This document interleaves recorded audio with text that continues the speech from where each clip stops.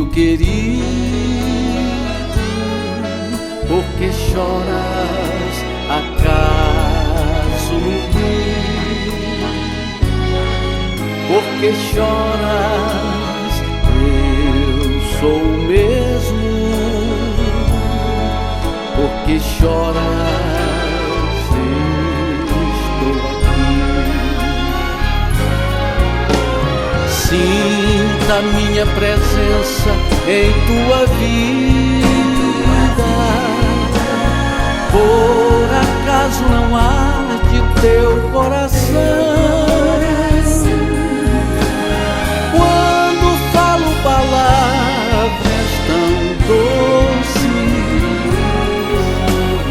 quando falo palavras de exortação,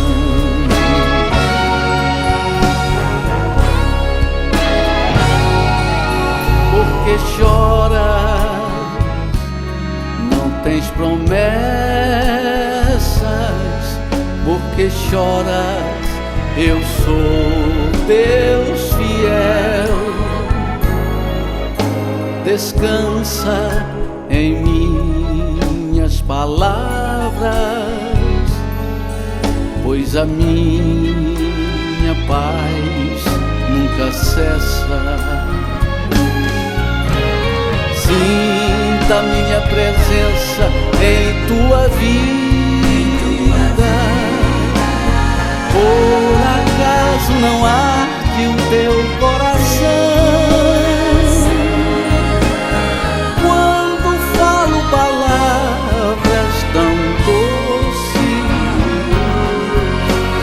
quando falo palavras de exortação,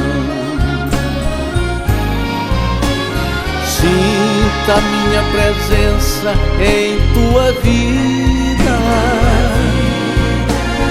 Por acaso não arde o teu coração?